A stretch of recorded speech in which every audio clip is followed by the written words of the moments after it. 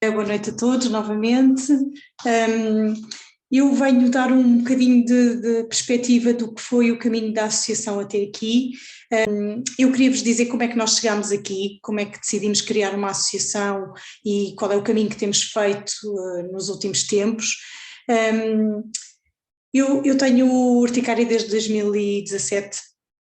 E desde os primeiros tempos pronto, tive uma doença bastante complicada no início, sou doente da doutora Célia Costa, e desde o início que lhe confidenciei que isto era uma doença, como todos sabemos, que tem um fardo muito grande, não é? E que o caminho que os doentes percorrem é muito longo, é muito penoso e demora muito tempo até que de facto se consiga ter um diagnóstico, um tratamento, uma perspectiva de que isto vai passar de facto, como hoje estamos aqui a ouvir. E foi esse longo caminho de 4 anos, para o meu caso, de ter uma perspectiva de melhoria, que fez com que eu achasse que era proveitoso e também um bocadinho a seguir os conselhos da doutora Célia, de que seria vantajoso ter uma associação de doentes que não só divulgasse mais a doença, mas que também ajudasse outros doentes a que esse caminho fosse mais curto para todos. E foi assim que nos primeiros tempos me envolvi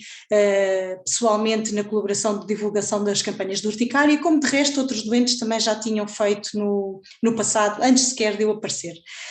nomeadamente criando as páginas do Facebook que já utilizavam para dinamizar algumas atividades. Foi muito importante neste percurso o encontro também promovido em 2019, um encontro que foi antes da pandemia, portanto foi um encontro presencial em Lisboa, em que tiveram cerca de 30, 40 doentes, e foi de facto a primeira vez que eu conheci outras pessoas com os mesmos problemas que eu. E foi no final desse encontro que nós nos mantivemos à conversa e trocámos contactos, e foi a partir daí que se criou um grupo que começou a conhecer-se um bocadinho melhor e a trocar ideias para que de facto isto fosse um projeto para levar avante. Deparámos-nos com algumas burocracias no início relacionadas com fundos que seriam necessários para criar esta associação, e portanto tivemos um momento de um lançamento de uma campanha de crowdfunding que foi graças a essa campanha e ao valor que se angariou durante essa campanha que nos permitiu depois fazer os passos seguintes de fazer a elaboração de facto da parte burocrática da criação de uma associação, que envolve alguns custos e até são um bocadinho elevados. Antes disso foi necessário elaborar os estatutos e começar a pensar como é que isto poderia funcionar, nomeadamente contactar alguns médicos, preferencialmente das várias especialidades e também das várias zonas do país, e que pudessem dar o seu contributo também para a elaboração desses estatutos e do que é que podia ser o papel de uma associação no futuro. A associação foi formalizada então em janeiro de 2021, já em época pandémica, portanto o crowdfunding ocorreu até setembro de 2020 e depois tivemos a altura da pandemia e as coisas atrasaram-se um bocadinho, e portanto a formalização foi em janeiro de 2021. Depois disto, está aqui as fotografias do momento em que nós fomos assinar a escritura. Depois disto, em maio, nós tivemos a primeira Assembleia Geral, não só para a aprovação dos estatutos, como também a eleição dos órgãos sociais, e depois também a aprovação do relatório do plano de atividades para o primeiro ano da associação, sendo que elas também só estava a ser criada a partir de maio, não é? Portanto, temos aqui a lista das pessoas que fazem parte atualmente dos órgãos da associação, que se chama AP Urtica, Associação Portuguesa de Doentes de Urticária. Temos a direção, eu sou presidente, a Ana Afonso é vice-presidente, a Ruth Dolores é vogal tesoureira. Temos também a Vera Marques como secretária e a Manuela Marques como vogal.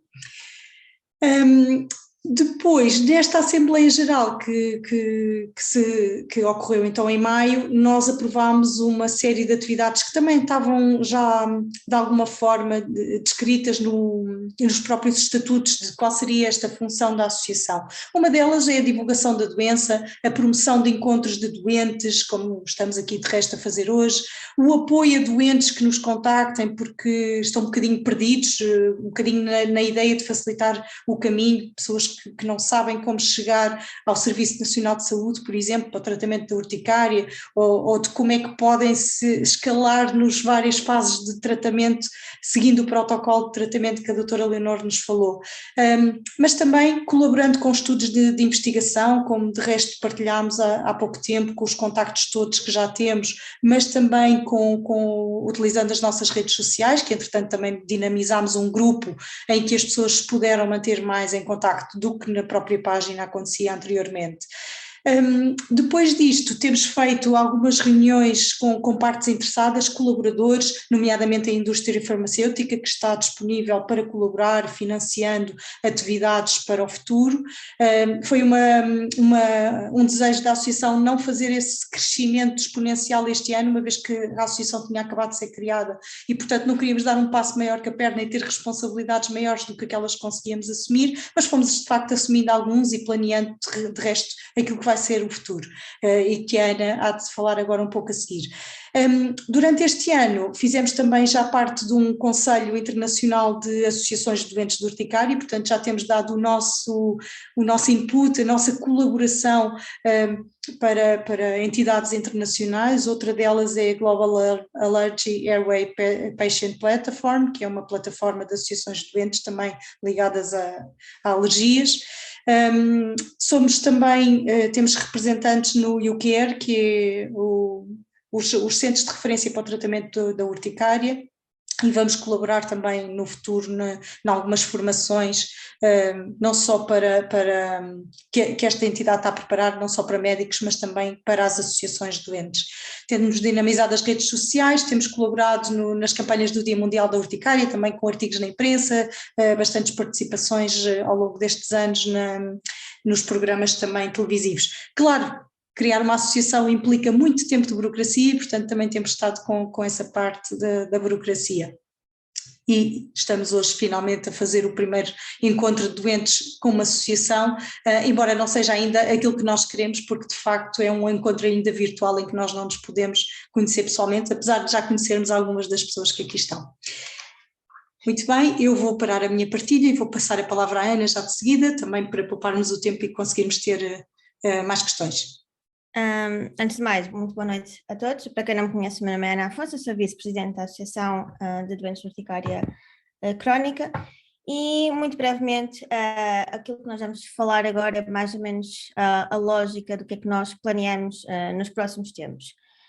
Terem atenção à pergunta que muitas vezes vocês podem colocar e que é importante para o nosso futuro, que é para que é necessário uma associação de doentes. E o exercício mental que eu queria que vocês fizessem e que é muito simples é: imaginem um mapa de Portugal inteiro, continental e ilhas, imaginem um doente no Corvo, com muito pouco acesso médico e a sentir-se completamente um alien. Mais do que nunca é importante informar, unir, cuidar, trazer as pessoas a falarem e a estarem a cargo e a cuidar da sua doença. Claro que nós temos muita a mania de irmos aos médicos e colocar tudo nas mãos dos médicos, mas uma doença só está bem controlada se nós próprios tivermos a nossa ação pessoal. E, obviamente, a partilha com entre todos será muito mais fácil, então, de tornar esta doença mais suportável. Nos próximos tempos, depois de toda a burocracia e imensos contratempos que também temos de ter, nós ambicionamos começar com uma campanha de comunicação o mais forte possível, não só nas redes sociais, mas também mesmo visível em outdoors nas ruas e nos autocarros, se for possível. Pretendemos também chegar a criar mais eventos, de preferência tornar esses eventos públicos, reunirmos quando esta pandemia assim o permitir, em ter mais visibilidade e trazer mais visibilidade a esta nossa condição. Uma das coisas para nós termos mais visibilidade e que em particular eu tenho estado a trabalhar com a ajuda das minhas colegas é o nosso site, que já está disponível, e eu convido-vos a irem lá e verem. Não só para ver, mas porque feedback é extremamente importante. Obviamente há muitas coisas que podem não estar boas o suficiente, isto é sempre um trabalho em progresso, temos uma base, que obviamente queremos aumentar a nossa base, nós planeamos incluir muita mais informação, as questões mais frequentes que são colocadas, uma melhor explicação sobre a doença, artigos científicos, métodos de contacto, todas as notícias e mais algumas que foram surgindo, mas claro que o vosso feedback é altamente importante e, portanto, nós desafiarmos a vocês participarem, irem, verem e darem os vossos comentários. Neste momento também já é possível qualquer pessoa que queira tornar-se sócio da nossa associação, e isso é muito importante, porque quanto mais formos, maior vai ser a nossa voz, mais coisas nós podemos fazer e mais visibilidade para a nossa conexão nós também podemos trazer.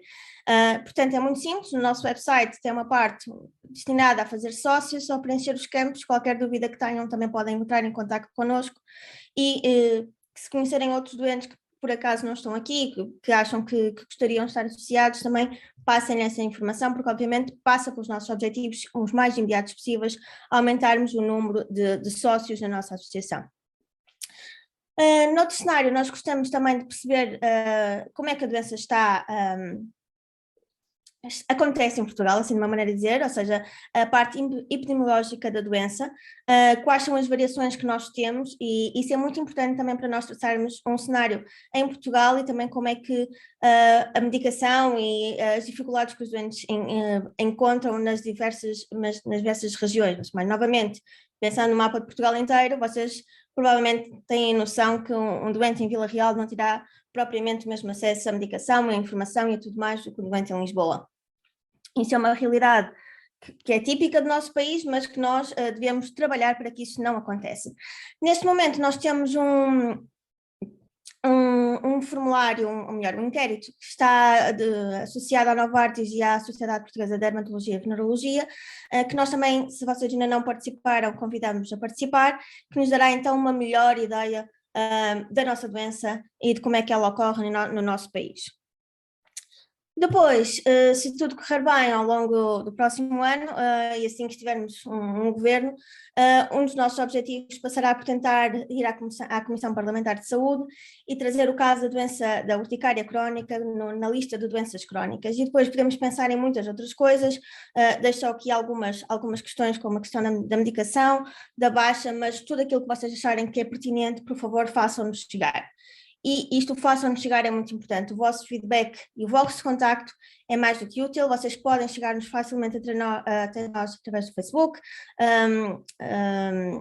Instagram, o nosso website, o formulário de contacto ou através do nosso e-mail, ou mesmo enviando qualquer mensagem pessoal para mim, para a Mónica, para a Ruth, para a Vera ou para a Manuela, nós teremos toda a disponibilidade para vos responder e ajudar em tudo aquilo que vocês precisarem. E agradeço e passava então agora à parte das perguntas, porque acho que devem ter já algumas e, portanto, importante ir para aí. Obrigada.